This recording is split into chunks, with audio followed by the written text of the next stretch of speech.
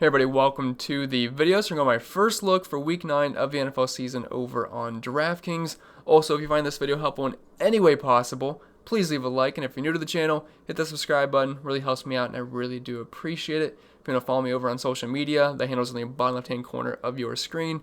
And if you want to support the channel over on Patreon, that is always much appreciated. And it is the beginning of the month, so it's the best time to do so if you are interested. You get access to the entire NFL DFS data sheet, which is behind me on the screen that you guys are watching right now. And you can hop into the Discord chat as well. So links down below for that if you're interested. But without further ado, let's dive right into today's video. And as always, we'll start with the quarterback position. And we have Patrick Mahomes at $8,100, who went absolutely off last week. I told you guys I was a little bit concerned there with the Chiefs probably going to be blowing out the Jets.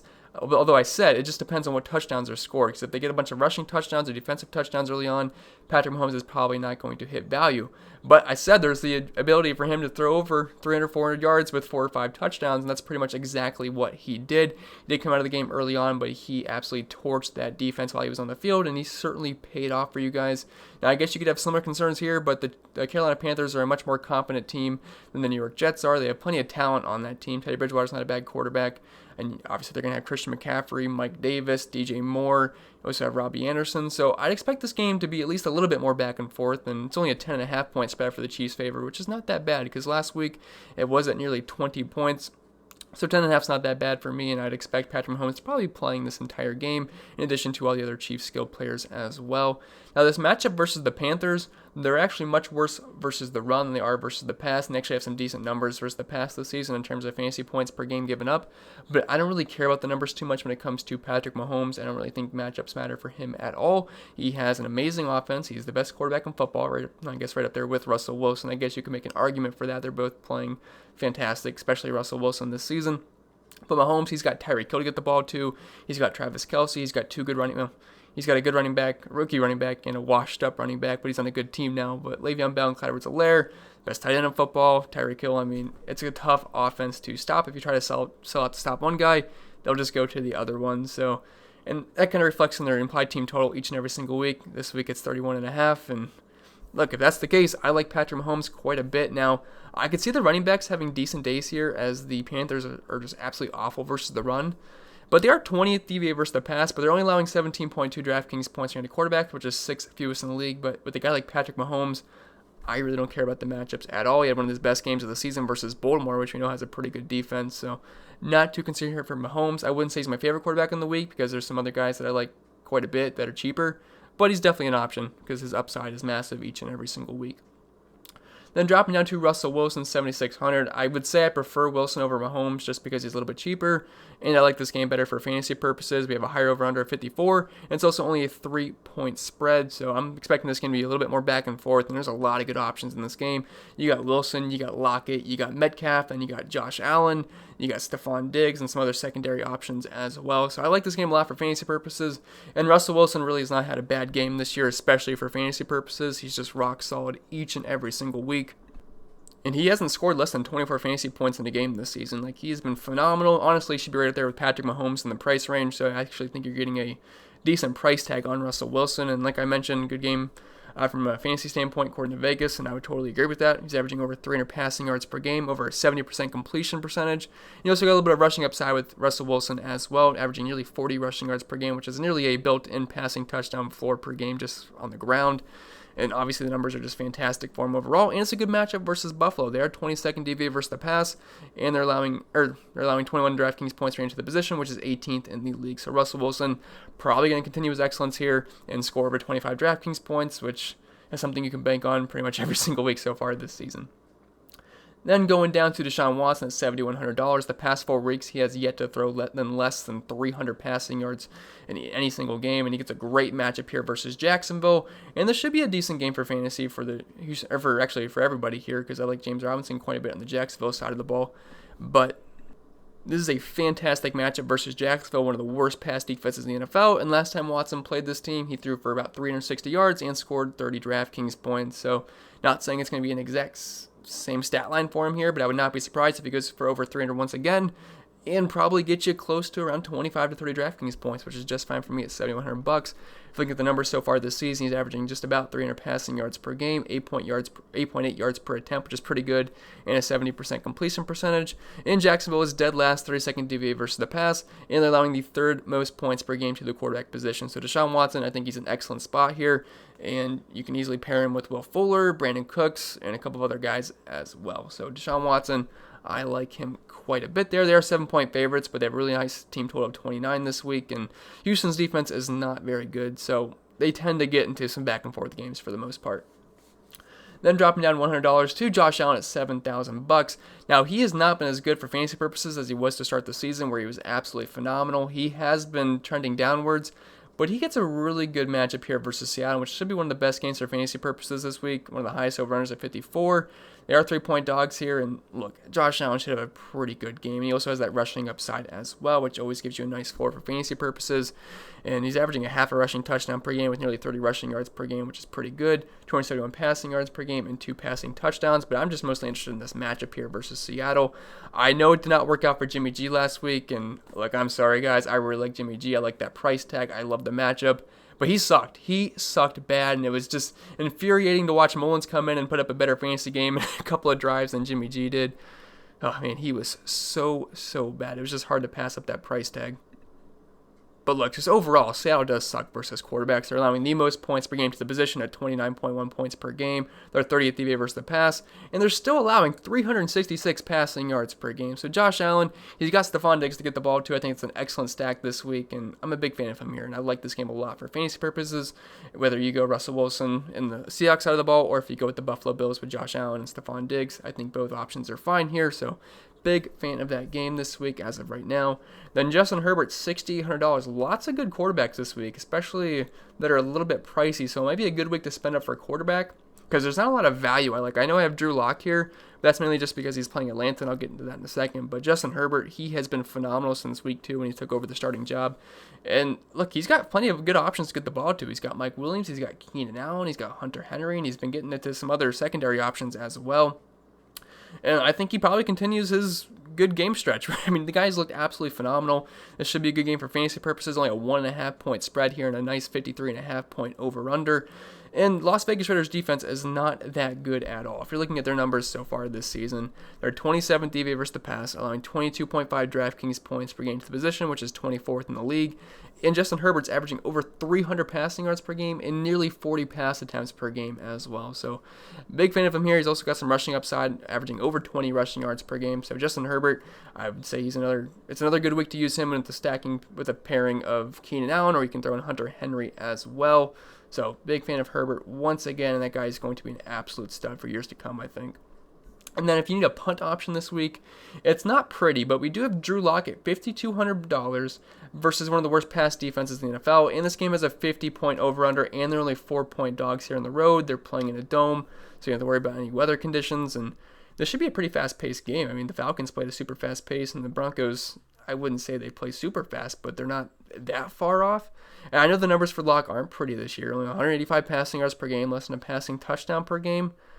But his options to pair him up with are cheap, and it's just a really soft matchup versus Atlanta. They're 29th DVA versus the pass, and they're allowing the second most points per game to quarterbacks, only behind Seattle with nearly 30 DraftKings points per game, over 300 passing yards per game, and 2.5 passing touchdowns. Now, Teddy Bridgewater, he did ruin the streak of the Falcons allowing a 300-yard passer in each and every single game this season. But Drew Lock, look, he doesn't have to get 300 yards to hit value. He's only $5,200, guys, and if you don't pair him up with Fant or maybe Jerry Jeudy or someone else, I think that's fine in tournaments this week just because of the price tags they have and the super soft matchup here versus the Atlanta Falcons. I'm not expecting much, but it's kind of like a Jimmy G play last week that hopefully ends up faring a little bit better than he did for sure. And then moving on to the running back position, the obvious spend up this week, in my opinion, is Dalvin Cook at $8,200, and his ownership is going to be up just from what he did last week. A lot of people just look at game logs, but it also happens to be a really good matchup, and he's a really good football player, so he kind of checks every single box here. And it's going to be hard not to play him. I'd like to have enough money to be able to spend up for Dalvin Cook this week because, man, he's in a very good spot once again. Last week, I liked him a lot early on in the week, but I don't know, I kind of got off that trend a little bit. I was more in on the the spend-ups of either Derrick Henry or Alvin Kamara, and they both did okay, but they certainly did not do anything like Dalvin Cook did. I mean, he pretty much doubled their points, and he went off last week. He had 51.6 DraftKings points, which is insane. He had 30 rush attempts, 163 yards, 3 touchdowns. Only had 2 catches, but one was a really long touchdown, and the guy just had an absolutely phenomenal game. It was a great matchup versus Green Bay, and he gets another really good matchup here versus Detroit. Is he going to score 50 DraftKings points again? Probably not. I mean, he could. You can never expect that, but this is a really soft spot here versus Detroit, and they're also 4-point favorites at home, which always sets up well for a running back, and Dalvin Cook's one of the best running backs in football. He's averaging over 100 rushing yards per game right now, over 20 rushing attempts per game, nearly 2 rushing touchdowns per game, and he's been very efficient with his touches as well. And we know he's a capable pass catcher. Hasn't been really too much of a passing game throughout this season, but we know we saw last week he can do a lot of damage through the air. And like I mentioned earlier, very soft spot here versus Detroit. They're 21st DVA versus the run, and allowing the second most points per game to running backs at 32.6 points. And overall, this is a great spot for Dalvin Cook. They're allowing over 100 rushing yards per game. I think he has an excellent game. It's just a matter of being able to spend up for him. But if you want to make him a staple of your lineups this week, I have no issue with that at all. Then dropping down to tier 2, James Robinson at $7,000. It does not feel that great spending $7,000 for James Robinson, but this guy's been very good this season. In his last game, he was awesome. He had 34 fantasy points, and he gets a great matchup here versus Houston, and which should be a pretty decent game. Now, obviously, I'm much more interested in the Houston side of the ball here, and they're 7-point dogs, but the thing with James Robinson is he's not just been a threat on the ground. He's been involved in the passing game every single week, and the numbers are pretty good for him. Nearly 4.5 targets per game. 12% target share and 32 receiving yards. I know that's not like Alvin Kamara-like numbers, but everyone's Alvin Kamara, and it's not that bad for James Robinson here. It's a soft matchup versus Houston. They're allowing the third most points per game to running backs with over 32 points per game. They're also 27 DVA versus the run, having over 150 rushing yards per game, and nearly 1.5 rushing touchdowns as well. So James Robinson, I think he's a fine option. It's never going to feel great plugging in James Robinson at $7,000, but we know the volume's going to be there. She get over 20 touches, and it's a very good matchup here versus Houston. James Conner, $6,900. I know it never feels good playing him either because I swear you're just always concerned that he's going to leave the game with injury. But this is a great spot versus Dallas. They're 13.5-point favorites on the road here, and they have a team total of 27.5. Andy Dalton's going to be out for this game, and we saw how Ben DiNucci looked last night, and this is one of the best defenses in football. This just sets up really well for a nice just James Conner running the ball over 20-plus times versus a very poor Dallas defense. I mean, that team is broken everywhere, and James Conner should have a pretty strong game here. And only $1,600. This is a pretty good spot for him. I could definitely see him carrying some ownership. And they're 29th DVA versus the run right now, allowing 25.3 DraftKings points per game to the position, and allowing nearly 140 rushing yards per game. I think the Steelers should be playing with the double-digit lead here. It would not surprise me if they go up by 20 in this game. I mean, their defense is great. They have a solid offense. I mean, they're 7-0 for a reason. And I think the majority of this game, they just use James Conner to kill the clock for the most part. So definitely like Conner. Chase Edmonds, $6,800. It's finally Chase Edmonds season with Kenyon Drake going to miss this game. And I'm excited. This guy's looked good, and I think he's definitely better than Kenyon Drake, and he's been the preferred pass-catching running back as well. So I'm expecting some big things here from Chase Edmonds. Now, unfortunately, DraftKings priced him all the way up, but I still think this is a pretty decent price tag here. We should get over 20 touches from Chase Edmonds, and he's going to be involved in the passing game. The Cardinals played at a pretty fast pace. They've had a good offense this season.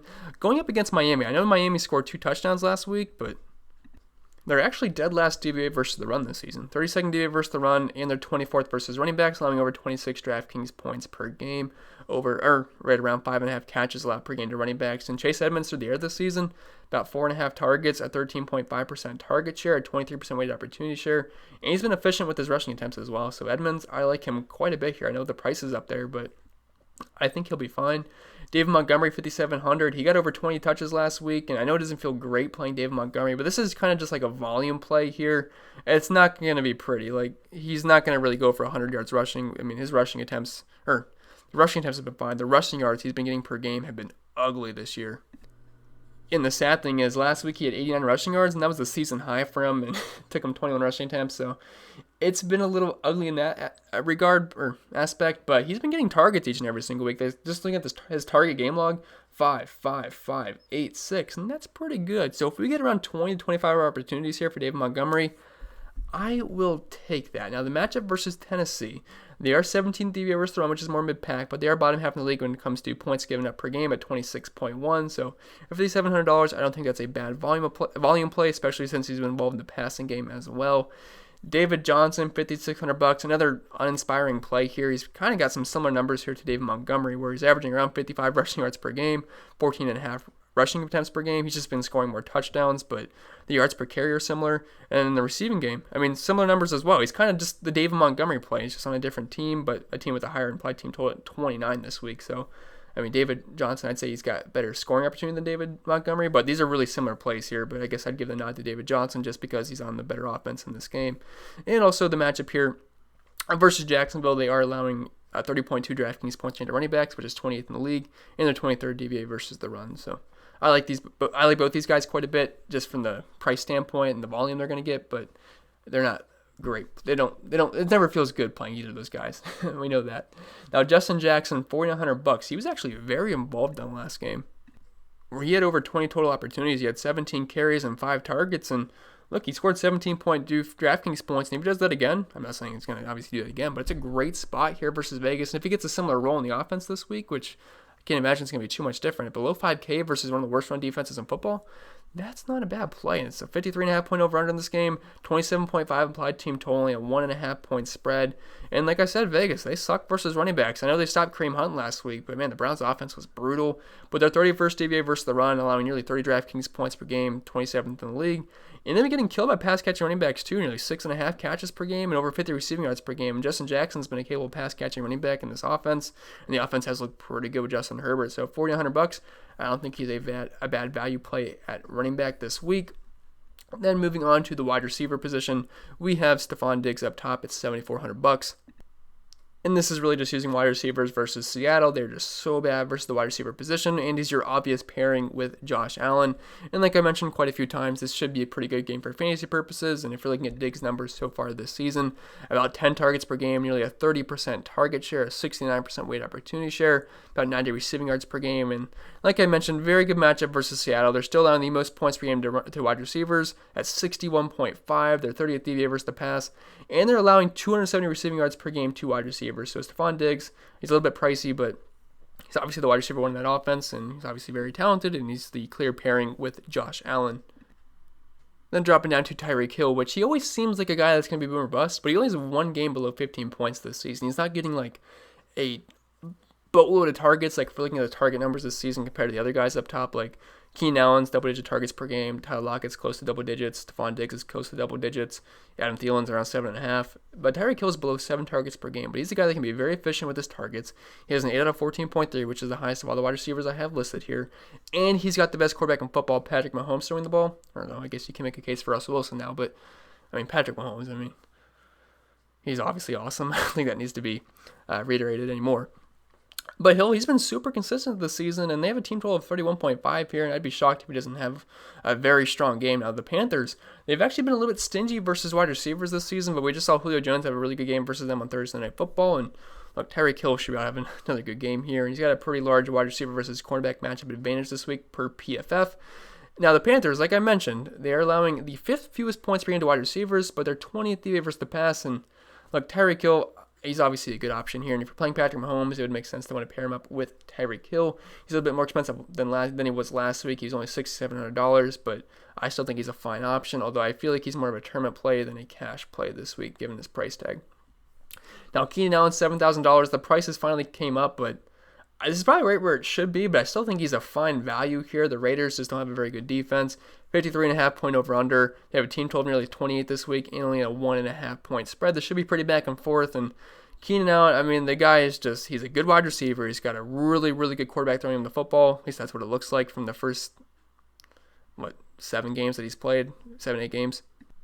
And Keenan really hasn't had a bad game yet this season, especially with Justin Herbert. So definitely a fan of Keenan Allen once again. I know the price tag did come up, but he's got a near 30% target share, over 10 targets per game. And you got to keep in mind when he left that game in week 5 early on, that still counts those numbers. And he had 2 targets in that game, so it's going to go against him. Those numbers would be even higher. And he still scored in that game as well. A pretty large wide receiver versus cornerback matchup advantage per PFF, just like Tyreek Hill. And the Raiders are 27th DVA versus the pass. They're actually above average versus wide receivers, but Keenan Allen should get you like 10 to 15 targets here with upside of even more.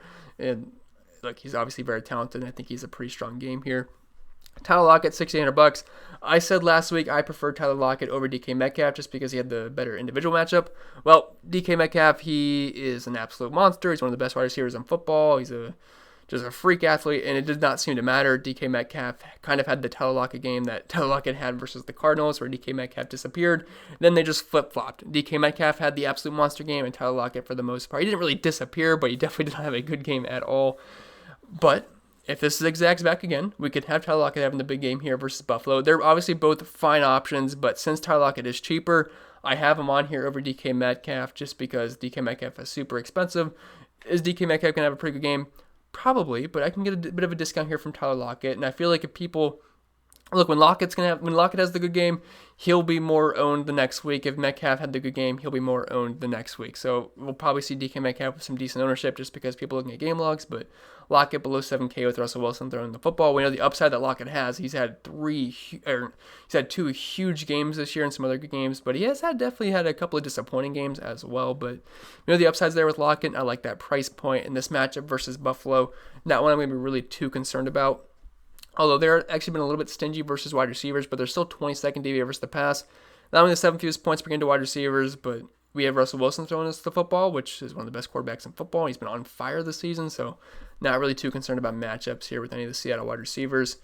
Adam Thielen, $6,700, just a good matchup here versus Detroit. Actually has one of the best wide receiver versus cornerback matchup advantages this week per PFF, and I actually think he's got the number one versus the rookie Okudah here. But looking at their numbers so far, they're allowing 39.1 DraftKings points range to wide receivers, which is 19th in the league. They're mid-range, 16th DVA versus the pass, but overall, this is a good matchup. The Vikings do have a pretty high implied team total this week at 28.25. They're 4-point favorites at home and a 52.5 point over-under. And Thielen, he's going to get a ton of targets. He's got a 30% target share in the season, 42% market share of the team's air yards, and he's got a receiving touchdown per game. So you could also throw in Justin Jefferson here as well, but Thielen would be my preferred option. Now, getting into some more of the cheap mid-range plays, we have Brandon Cooks at $5,500. I think Will Fuller is a great play, but I didn't want to list like a ton of 7K guys. He's $6,800. I already have quite a few guys listed there, but if you're using Watson, obviously Will Fuller is a viable option. But Brandon Cooks, he's been getting quite a bit of targets. Like, he's been seeing 9 targets, 8 targets, and that's good enough for me at $5,500. And like I said, it's a very soft matchup versus Jacksonville. They're dead last, 32nd DVA versus the pass. Kind of mid-range versus wide receivers, but $5,500 I will take it. He's averaging about 7 targets per game. He's got a 21% target share, and at that price range, and I like Deshaun Watson quite a bit. He would obviously be a nice pairing with Watson. Marvin Jones Jr. at $5,100. No Kenny Golladay this week, and it's a great matchup versus Minnesota, so I think we're going to see some Marvin Jones Jr. chalk, which did not work out earlier in the season. But Golladay is obviously the clear wide receiver one in that offense. When you take him off the field, that's just going to get more targets to guys like Hawkinson, Danny Amendola, Marvin Jones, and even Hall as well. And this is just a really good spot versus Minnesota, one of the worst secondaries in the league. And they're allowing the 3rd most points per game to wide receivers and nearly 50 points per game. So Marvin Jones, $5,100 with no Kenny Golladay. I don't mind that play at all. Diontae Johnson, $5,000. He is made out of glass, so just be ready if you play him for him to leave the game early. Now, he did end up coming back last week, but man, this is how many times now has it been where he's played in a game and he's left due to injury at some point? Like, the guy is just made out of pure glass. But assuming he plays a full game here, which I don't think is the safest assumption, he should be a pretty good play. Now, he's at $5,000, but it's a great spot versus Dallas. And I was obviously concerned that they just blow these guys out. They don't have to really throw the ball much, which is why I like James Conner quite a bit this week. But if you take out the games where he leaves early, he's got about a 30% target share, which is pretty good. I know right now it says he's at just below 20%, but you have to keep in mind that counts games where he played early and then he leaves the game, which is obviously going to hurt his numbers. But when he's been healthy, it's been around a 30% target share. I know he didn't do much last week, especially returning, but I still think Diontae Johnson's a fine option. The guy's good, and he's going to get peppered with targets, and it's a soft matchup here versus Dallas, and that team just sucks right now. They're 15th DVA versus the pass, but they're allowing 42.9 DraftKings points per game to wide receivers, which is 27th in the league, and I think Diontae is a fine option at 5K. You could also look at Juju and Claypool as well. I believe Claypool is right below 6K, so he's a viable option too. But I like the price tag of Diontae Johnson quite a bit there. It's just just be mentally prepared for him to leave the game early on with an injury. Then Danny Amendola at $3,700, kind of similar reasons to what I mentioned with Marvin Jones Jr. No Kenny Galladay is just going to open up some targets here. Now, he's not like an exciting play. He's more of the check down guy for the most part. He's only got 14% market share of the team's air yards this season, but he's a fine PPR play, which that's what the scoring is on DraftKings. So at $3,700, that is not bad at all. And if he gets you some like a short touchdown, you'll definitely be pretty happy at that price tag. Then moving on to the tight end position, I'm not really one to spend up for tight end, but if you want to, you have Travis Kelce, $7,200. He had a good game versus the Jets, which pretty much if you were on the Chiefs in the passing game, you had a good game. If you were Tyreek Hill and Travis Kelce, the two main options, both had strong games there.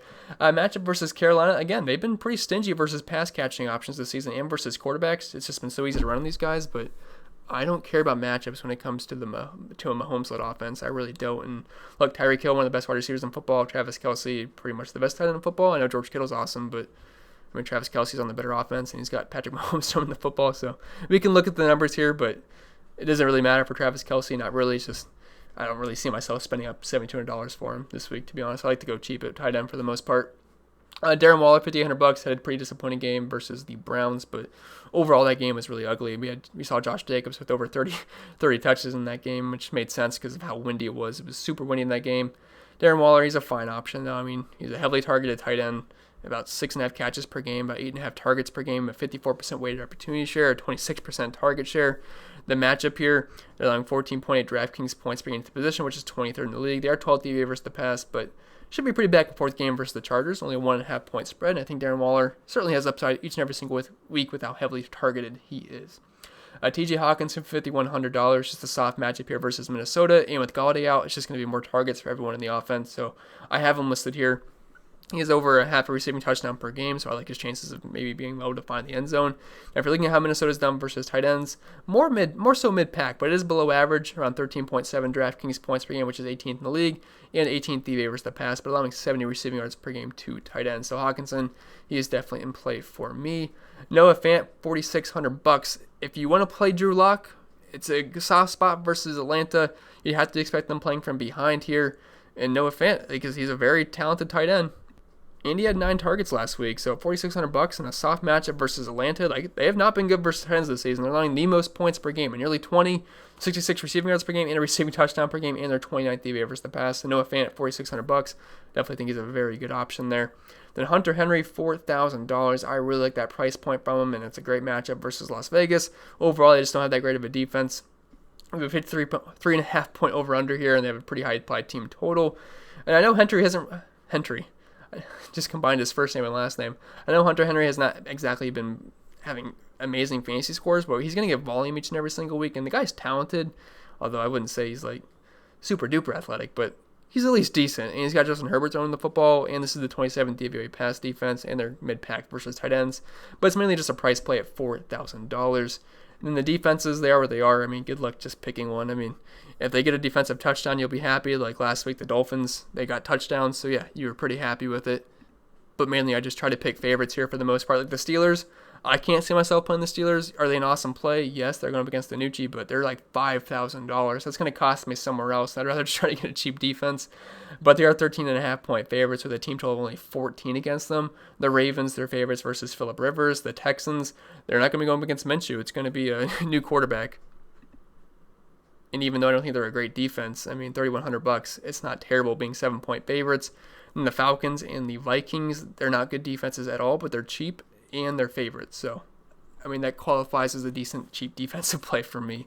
But that's going to be it for the video, guys. I hope it was helpful. If it was, make sure you leave a like. And if you're new to the channel, hit the subscribe button. It really helps me out. I really do appreciate it. If you want to follow me on social media, the handles are right there in the bottom left-hand corner of your screen. And if you want to support the channel over on Patreon, I really do appreciate that as well. Links down below. And it's the beginning of the month, so it's the best time to do so if you are interested.